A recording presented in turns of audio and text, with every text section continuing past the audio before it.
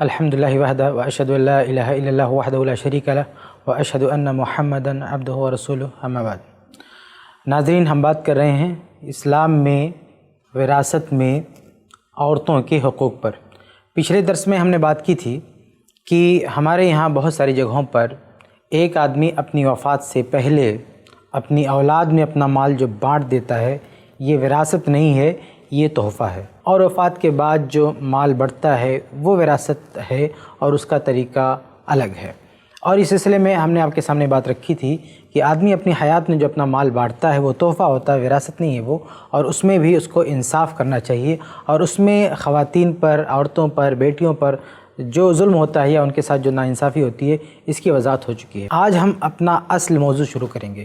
یعنی وراثت میں عورتوں کے جو حقوق ہیں اس پر ہم بات کریں گے کہ وراثت کے مسئلے میں ہمارے اس اصل موضوع میں عورتوں کا کیا تعلق ہے اور عورتوں سے متعلق قرآن و حدیث میں کیا تعلیمات ہیں، ان کا کیا حصہ ہے۔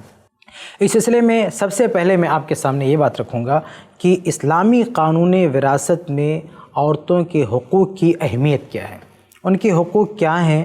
اور ان کے حقوق کی تفصیلات کیا ہیں، اس پر بھی ہم بات کریں گے، لیکن بعد میں اس سے پہلے ہم خواتین کے حقوق کی جو اہمیت ہے اسلامی قانون میراث میں اس پر روشنی ڈالیں گے۔ اس سلسلے میں سب سے پہلی بات جو مجھے آپ کے سامنے رکھنی ہے وہ یہ کہ اسلام میں، قرآن میں یا حدیث کے مطابق اسلامی تاریخ میں اللہ رب العالمین نے میراث کا جو نظام اور میراث کا جو قانون نازل کیا ہے وہ صرف عورتوں ہی کی رعایت میں۔ آپ اگر غور کریں اور یہ دیکھیں کہ اسلام کا یہ قانون وراثت جو اترا ہے، جو نازل ہوا ہے، وہ کس پس منظر میں نازل ہوا ہے، تو آپ کو معلوم ہوگا کہ اصل اللہ نے جو قانون نازل کیا، میراث کا اسلامی نظام جو نازل کیا، وہ صرف اس لیے کہ عورتوں کے ساتھ انصاف ہو۔ آپ جانتے ہیں کہ اسلام کی جو تعلیمات ہیں قرآن کی شکل میں یا حدیث کی شکل میں، وہ اللہ رب العالمین نے ایک ساتھ ہی آسمان سے نازل نہیں کر دیا ہے، بلکہ تھوڑا تھوڑا اللہ رب العالمین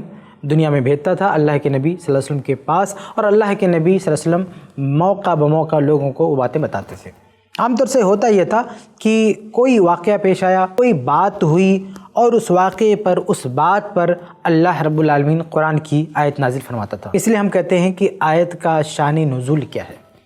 ایک بات ہوتی ہے نا قرآن کی آیات میں، اس کی تفسیر میں ایک بحث آتی ہے کہ اس آیت کا شان نزول کیا ہے، یعنی کس موقع سے یہ آیت نازل ہوئی، کب یہ آیت اتری۔ ایسے حدیث کے بارے میں کہتے ہیں اس کا سبب عروج کیا ہے، یعنی اللہ کے نبی صلی اللہ علیہ وسلم نے یہ حدیث کب ارشاد فرمائی، کون سا واقعہ تھا، کون سی بات تھی۔ تو اسی سلسلے میں جب ہم میراث پر بات کریں تو میراث میں بھی یہ دیکھنے کی بات ہے کہ قرآن میں جو میراث سے متعلق آیات ہیں یا اللہ کے نبی صلی اللہ علیہ وسلم کی جو احادیث ہیں، یعنی پورا جو اسلام کا نظام میراث ہے، یہ نظام میراث کب اللہ کی طرف سے نازل ہوا، کب اللہ رب العالمین نے یہ نیا نظام اتارا، جبکہ آپ کو معلوم ہے کہ اسلام سے پہلے جاہلیت میں میراث کا ایک نظام چل رہا تھا۔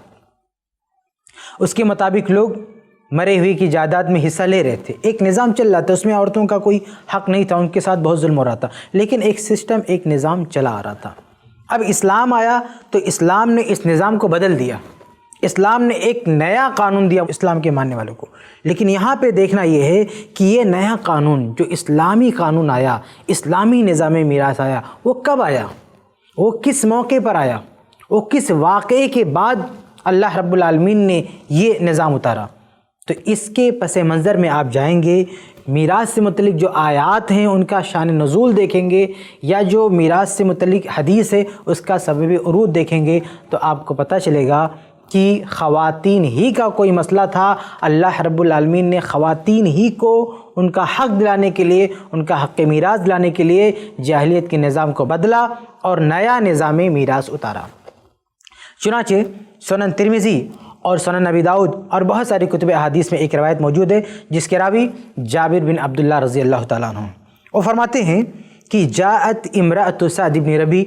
بابنتیہا من سعد الی النبی صلی اللہ علیہ وسلم، کہ سعد بن ربی رضی اللہ عنہ کی بیوی اپنی دو بیٹیوں کو جو سعد سے پیدا ہوئی تھیں، جو سعد کی بیٹیاں تھیں، جن کے ابا سعد سے، ان دو بیٹیوں کو لے کر اللہ کے نبی صلی اللہ علیہ وسلم کے پاس آئیں۔ غور کیجئے گا، حدیث میں کیا ہے کہ ایک صحابیہ، ایک عورت اپنی 2 بیٹیوں کو لے کر اللہ کے نبی صلی اللہ علیہ وسلم کے دربار میں آتی ہیں۔ آپ صلی اللہ علیہ وسلم کے دربار میں آنے والی سب عورتیں ہیں، سب خواتین ہیں، ایک عورت ہے اور اس کی 2 بیٹیاں ہیں۔ یہ 3 لوگ اللہ کے نبی صلی اللہ علیہ وسلم کے دربار میں پہنچتے ہیں۔ عورت کیا کہتی ہے؟ کہتی ہے یا رسول اللہ، اے اللہ کے رسول، ہاتانی ابنتا سعد، یہ دونوں سعد رضی اللہ عنہ کی بیٹیاں ہیں۔ وقد قتل ابوہما معک شہیدا یوم احد، اور ان بیٹیوں کے والد یعنی سعد رضی اللہ عنہ آپ کے ساتھ میدان احد میں شہید ہو چکے ہیں۔ سعد رضی اللہ عنہ کے شہید ہونے کے بعد ان کا جو مال تھا وہ مال ان بچیوں کو نہیں ملا، نہ ان کی بیوی کو یعنی ان بچیوں کی ماں کو ملا، بلکہ صحابیہ کہتی ہیں کہ ان امہما اخذ مالہما، کہ ان کے چچا نے یعنی سعد کے بھائی نے سارا مال لے لیا، سعد کی بیٹیوں کو نہیں دیا، سعد کی بیوی کو بھی نہیں دیا۔ اور اصل میں یہی اب تک ہوتے آ رہا تھا، زمانے جاہلیت سے یہی ہوتے آ رہا تھا کہ کسی گھر میں میراث بڑھتی تھی تو جو مذکر ہیں، جو مرد ہیں، وہ لوگ لے لیتے تھے، عورتوں کا ان میں حصہ نہیں ہوتا تھا۔ اسی جاہلی طریقے کے مطابق اللہ کے نبی صلی اللہ علیہ وسلم کے دور میں اسلام آ جانے کے بعد جب سعد رضی اللہ عنہ شہید ہوئے اور ان کے گھرانے میں بھی یہی ہوا کہ ان کا چھوڑا ہوا مال ان کے بھائی نے لے لیا یعنی مرد نے لے لیا، اور عورتوں کو نہیں دیا گیا یعنی ان کی بیٹیوں کو نہیں دیا گیا، ان کی بیوی کو نہیں دیا گیا۔ پھر کیا ہوا؟ یہ بیٹیاں اپنی ماں کے ساتھ اللہ کے نبی صلی اللہ علیہ وسلم کے پاس پہنچ گئیں، اور یہ پہلا واقعہ ہے اسلامی تاریخ کا، میراث کا یہ پہلا کیس ہے جو اللہ کے نبی صلی اللہ علیہ وسلم کے دربار میں آیا۔ یہ پہلا واقعہ ہے میراث کا جس کو لے کر اللہ کے نبی صلی اللہ علیہ وسلم سے بات کی گئی۔ اس سے پہلے بھی یہی ہو رہا تھا کہ لڑکیوں کو حصہ نہیں دیا جا رہا تھا، لیکن کسی نے بھی آواز نہیں اٹھائی، کسی عورت نے بھی کھڑے ہو کر نہیں کہا کہ ہم کو ہمارا حق چاہیے، کیونکہ زمانے جاہلیت میں عورتوں کو پتہ تھا کہ ہمارے مانگنے سے یا ہمارے آواز بلند کرنے سے کوئی ہماری سننے والا نہیں ہے۔ لیکن جب اسلام آیا تو یہ جو فیملی تھی، سعد رضی اللہ عنہ کی جو بیوی تھی، ان کی بیٹیاں تھیں، اس فیملی کو یہ احساس ہوا کہ اب ہم جاہلیت کے دور میں نہیں ہیں، اب اسلام کا دور آ چکا ہے، اب اسلام کا نظام ہے، اب ہم علم کے دور میں جی رہے ہیں، اب ہم اسلامی تعلیمات کے دور میں جی رہے ہیں، اب ہم جاہلیت سے نکل چکے ہیں۔ تو ابھی تک تو ہم کو نہیں مل رہا تھا، لیکن اب ہم مسلمان ہیں اور اسلام کے دور میں جی رہے ہیں، اب اللہ کے نبی صلی اللہ علیہ وسلم کے پاس چلتے ہیں، ہو سکتا ہے ہمارے ساتھ انصاف ہو، اب تک جو ہم کو نہیں مل رہا تھا ہو سکتا ہے اب مل جائے۔ اس امید پر سعد رضی اللہ عنہ کی بیوی یعنی یہ بیوہ اپنی بچیوں کو لے کر اللہ کے نبی صلی اللہ علیہ وسلم کے پاس پہنچ گئی، اور کیا کہتی ہیں کہ اے اللہ کے نبی، یہ سعد کی بیٹیاں ہیں اور سعد رضی اللہ عنہ آپ کے ساتھ شہید ہو چکے ہیں، آپ کے ساتھ میدان احد میں شہید ہو گئے، ان کے شہادت کے بعد ان کا سارا مال ان کے بھائی نے لے لیا، ہم لوگوں کے لیے کچھ نہیں بچا۔ اور روایت میں ہے کہ وَلَا تُنْكَحَانِ إِلَّا وَلَهُمَا مال، اب ان بچیوں کی شادی کیسے ہوگی؟ مال ہو، پیسہ ہو تو ان کی شادی بھی ہو جائے، لیکن اب ان کی شادی کا مسئلہ ہے، خرچے کا مسئلہ ہے، اور ہمارے ان بچیوں کے ابا کا یعنی ہمارے شوہر کا جو مال تھا وہ تو ان بچیوں کے چچا نے لے لیا، اب کیا کیا جائے؟ تو اللہ کے نبی صلی اللہ علیہ وسلم نے فرمایا یقضی اللہ فی ذالک، کہ اس سلسلے میں اللہ رب العالمین فیصلہ کرے گا۔ اللہ کے نبی صلی اللہ علیہ وسلم نے اس کیس میں کوئی فیصلہ نہیں کیا، کیونکہ یہ پہلا موقع تھا کہ میراث کا کوئی کیس اللہ کے نبی صلی اللہ علیہ وسلم کے پاس لایا گیا تھا، اور اس سے پہلے اللہ رب العالمین نے اللہ کے نبی صلی اللہ علیہ وسلم کو اس بارے میں کوئی رہنمائی نہیں دی تھی۔ قرآن کی کوئی آیت تبھی نہیں نازل ہوئی تھی میراث کے بارے میں، نہ اللہ کے نبی صلی اللہ علیہ وسلم کو کوئی بات بتائی گئی تھی، وحی کی گئی تھی میراث کے بارے میں، ابھی میراث کے بارے میں کچھ بھی اپڈیٹ نہیں کیا گیا تھا۔ یہ عورت نبی کے دربار میں کیس کرتی ہے، اپنا مسئلہ رکھتی ہے، مقدمہ رکھتی ہے، اور اللہ کے نبی صلی اللہ علیہ وسلم خاموش ہیں، فرماتے ہیں یقضی اللہ فی ذالک، تمہارے معاملے میں اللہ رب العالمین فیصلہ کرے گا، ابھی میں کوئی فیصلہ نہیں کر سکتا۔ ادھر اللہ کے نبی صلی اللہ علیہ وسلم خاموش ہوئے، اور ادھر روایت کے الفاظ ہیں نزلت آیت المیراث، جبریل علیہ السلام میراث کی آیتیں لے کر اتر پڑے، اور ابو داؤد کی روایت میں آیت کے کچھ ٹکڑے بھی نقل کیے گئے ہیں کہ اللہ رب العالمین کی طرف سے سورہ نساء کی یہ آیت لے کے جبریل السلام آئے، یوصیکم اللہ فی اولادکم للذکر مثل حظ الانثیین فإن كن نساء فوق اثنتین فلہن ثلثا ما ترک وإن كانت واحدة فلها النصف۔ ابھی اللہ کے نبی صلی اللہ علیہ وسلم خاموش ہوئے تھے اور اللہ رب العالمین نے جبریل کے ذریعے یہ میراث کا نظام اتار دیا، یہ قرآن کی آیتیں اتر پڑی۔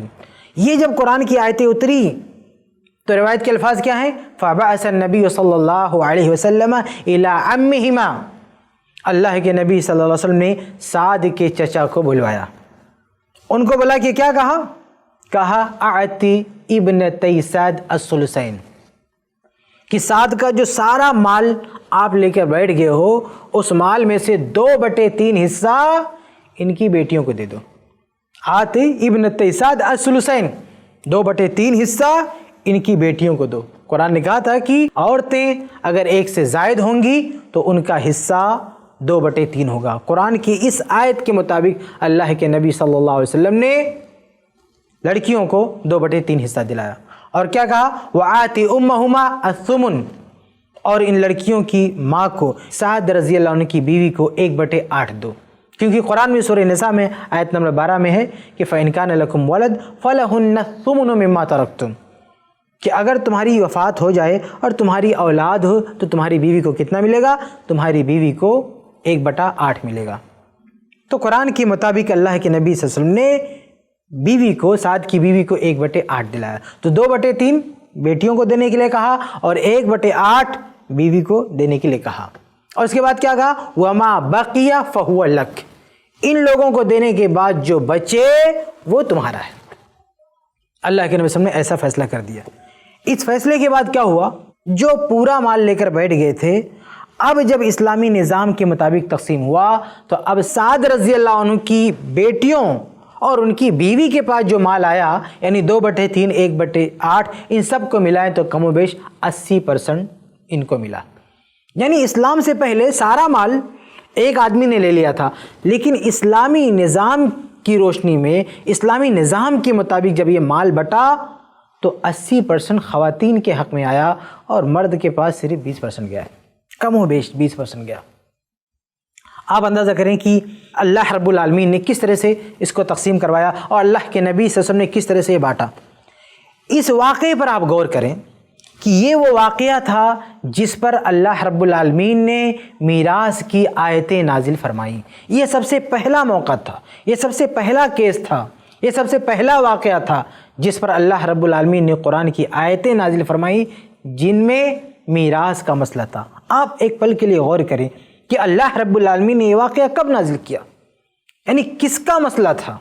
کون لوگ پریشان تھے، کن کا حق مارا جا رہا تھا، کن کے حقوق دلانے کے لیے آیتیں اتری۔ آپ غور کریں اس حدیث کی روشنی میں تو آپ کے سامنے مسئلہ واضح ہے کہ صرف خواتین کا معاملہ تھا، صرف بیٹیوں کا مسئلہ تھا، بیوہ کا مسئلہ تھا۔ ان کو حق دلانے کے لیے، ان کو انصاف دلانے کے لیے اللہ رب العالمین نے زمانہ جاہلیت کے پورے نظام کو بدل ڈالا اور نئے سرے سے اسلامی نظام نازل کیا اور ان عورتوں کو حق دلایا۔ آپ غور کریں اس واقعے میں، یہ کسی مرد کا واقعہ نہیں، اس واقعے میں کسی بیٹے نے آواز نہیں اٹھائی، کسی مرد نے آواز نہیں اٹھائی، کسی لڑکے نے یہ نہیں کہا اللہ کے نبی صلی اللہ علیہ وسلم کے سامنے آ کر کہ ہمارا حصہ کتنا ہے، کسی شوہر نے نہیں کہا ہمارا حصہ کتنا ہے، کسی باپ نے نہیں کہا ہمارا حصہ کتنا ہے، کسی بھائی نے نہیں کہا ہمارا حصہ کتنا ہے، کسی بیٹے نے نہیں کہا ہمارا حصہ کتنا ہے۔ کن لوگوں نے آ کر آواز اٹھائی؟ اللہ کے نبی صلی اللہ علیہ وسلم کے پاس جو آئے وہ 2 بیٹیاں تھیں اور 1 بیوہ، یعنی صرف عورتیں اللہ کے نبی صلی اللہ علیہ وسلم کے پاس آئیں اور کہتی ہیں کہ ہمیں ہمارا حصہ چاہیے، ہمیں حق چاہیے، ہمیں نہیں ملا، اور ان کے مطالبے پر انہیں ان کا حق دلانے کے لیے اللہ رب العالمین نے قرآن کی آیت میراث نازل فرما دی۔ اس سے آپ اندازہ کریں تو یہ بات بالکل صاف ہو جاتی ہے کہ قرآن میں جو آیت میراث نازل ہوئی ہے وہ اصل میں عورتوں ہی کو ان کا حق دلانے کے لیے نازل ہوئی ہے، عورتوں ہی کے حقوق کی رعایت میں نازل ہوئی ہے۔ ورنہ نبی صلی اللہ علیہ وسلم کے دور میں کوئی مرد مظلومیت کا شکار نہیں تھا، کوئی لڑکا نہیں رو رہا تھا، کوئی بھائی نہیں رو رہا تھا، کوئی باپ نہیں رو رہا تھا۔ یہ لڑکیوں کا مسئلہ تھا، یہ عورتوں کا مسئلہ تھا، اور انہی کی حمایت میں اور انہی کی مدد کے لیے، انہی کو انصاف دلانے کے لیے اللہ رب العالمین نے قرآن مجید کی یہ آیتیں نازل کی۔ اور اس پہلو پر بھی غور کیجئے کہ اور بھی ایسے کئی واقعات ہوئے لیکن فوراً قرآن نازل نہیں ہوا۔ اما عائشہ رضی اللہ عنہا پر کیسی تہمت لگی، اللہ کے نبی صلی اللہ علیہ وسلم ایک ماہ پریشان ہوئے لیکن اللہ رب العالمین نے فوراً قرآن نازل نہیں کیا۔ لیکن یہ میراث کا مسئلہ، ایک صحابی فوت ہو گئے، ان کی بیٹیوں کا مسئلہ، ان کی بیوی کا مسئلہ کہ ان کے مال میں ان کا حق نہیں ملا، اور اس فیملی نے، ان عورتوں نے اللہ کے نبی صلی اللہ علیہ وسلم کے دربار میں آواز اٹھائی اور فوراً اللہ تعالیٰ نے قرآن کی آیتیں نازل کر دی کہ انہیں ان کا حق دو۔ اس سے آپ اندازہ کریں کہ عورتوں کے حقوق کی کتنی اہمیت ہے۔ میراث کے مسئلے میں، اسلامی نظام میراث میں عورتوں کے حقوق کی کتنی اہمیت ہے کہ اللہ رب العالمین نے ان کے حقوق ہی کی خاطر، ان کو انصاف دلانے ہی کی خاطر یہ آیتیں میراث نازل کی ہیں اور جاہلیت کے نظام کو بدلا ہے۔ تو یہ معاملہ ہے کہ اللہ رب العالمین نے قرآن مجید میں جو آیت میراث نازل کی ہے وہ اصل میں عورتوں کو ان کا حق دلانے ہی کے لیے۔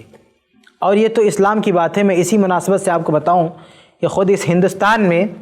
ہم مسلمانوں کے لیے ایک قانون ہے مسلم پرسنل لا، یعنی ہمارے جو نجی معاملات ہیں، عائلی معاملات ہیں، ہمارے خاندانی جو مسائل ہیں، ہمارے جو نجی مسائل ہیں، اس میں ہماری شریعت یعنی کتاب و سنت کے مطابق فیصلہ ہوتا ہے۔ جیسے نکاح کا مسئلہ ہے، طلاق کا مسئلہ ہے، وراثت کا مسئلہ ہے، ان مسائل میں ہمارے ساتھ جو ہے چھیڑخانی نہیں کی جاتی ہے اور ہمارے اسلام کے مطابق، ہمارے دین کے مطابق اس میں فیصلہ ہوتا ہے۔ یہ ہمارا پرسنل معاملہ ہے، اس میں عدالت دخل اندازی نہیں کرتی ہے۔ لیکن آپ کو پتہ ہے مسلم پرسنل لا کی تاریخ، یعنی ہندوستان میں یہ مسلم پرسنل لا وجود میں کیسے آیا، یعنی کیسے بنا یہ؟ آپ اس کی تاریخ دیکھیں گے تو آپ کو معلوم ہوگا کہ بہت پہلے اسی ہندوستان میں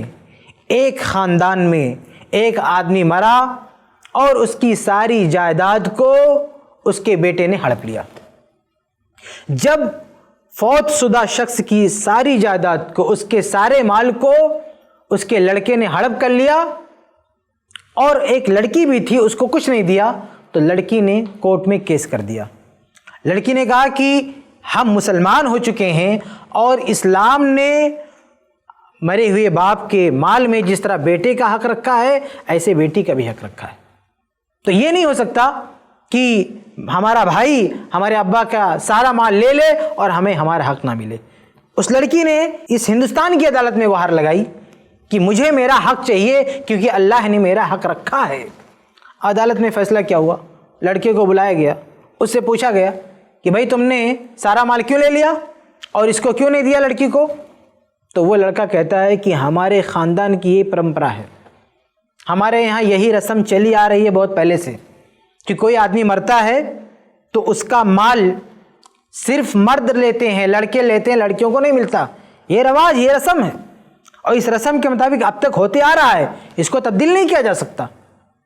چنانچہ جج نے فیصلہ کر دیا کہ ٹھیک ہے، جب ایسے ہوتا آ رہا ہے تو ایسے ہی ہوگا۔ لیکن لڑکی خاموش نہیں بیٹھی، لڑکی نے شریعت کا نام لے کر اللہ کے قانون کا حوالہ دیتے ہوئے ایک ہنگامہ کیا۔ اب اس کی آواز پر بہت سارے علماء اکٹھا ہوئے، بہت سارے مسلمان اکٹھا ہوئے اور ان لوگوں نے حکومت پر دباؤ ڈالا کہ نہیں، یہ ہمارے نجی معاملات ہیں، جب یہ فیملی مسلمان ہے، یہ خاندان مسلمان ہے تو اسلام کے مطابق اس فیملی میں فیصلہ ہونا چاہیے۔ جب یہ لڑکی کہہ رہی ہے کہ ہمارا حق ہے، اللہ نے رکھا ہے، تو اس کو دینا چاہیے۔ چنانچہ اسی مناسبت سے سب سے پہلے مسلمانوں نے یہ اقدام کیا کہ ہمارے پرسنل لا میں،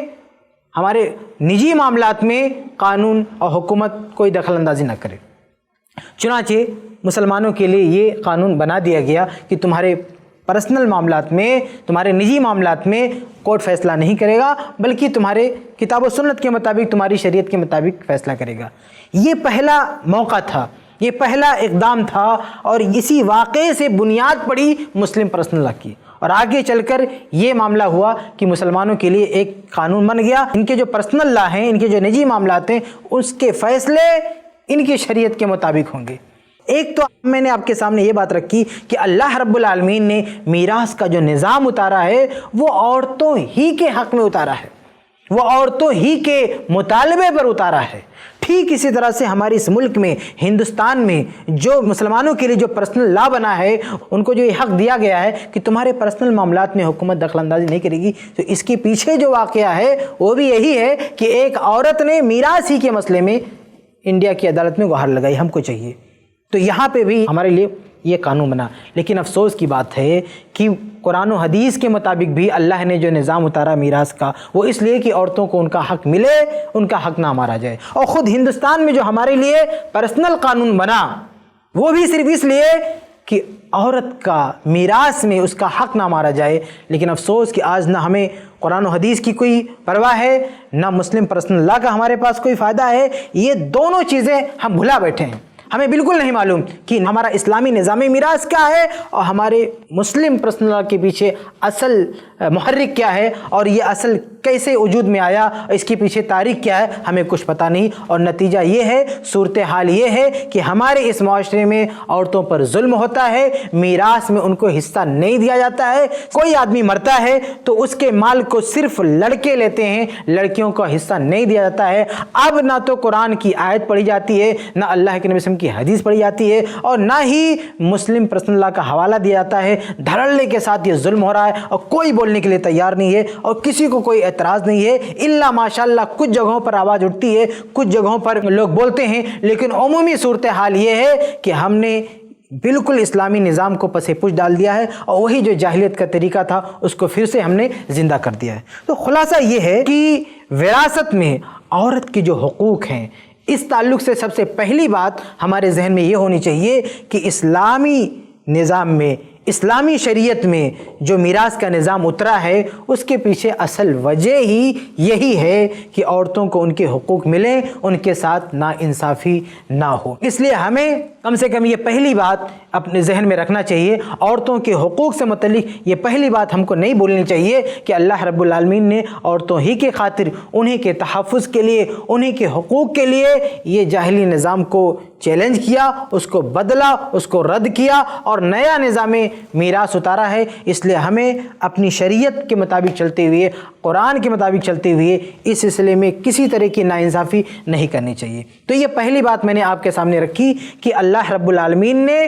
عورتوں ہی کے لیے یہ نظام میراث اتارا ہے، اور سب سے پہلے عورت ہی کا مسئلہ، لڑکیوں کا مسئلہ، بیٹیوں کا مسئلہ پیش آیا تھا، جس پر اللہ رب العالمین نے قرآن آیات نازل کی ہیں۔ اس کے بعد انشاءاللہ اگلے درس میں ہم بات کریں گے اور کچھ ایسے پہلوؤں پر کہ اللہ رب العالمین نے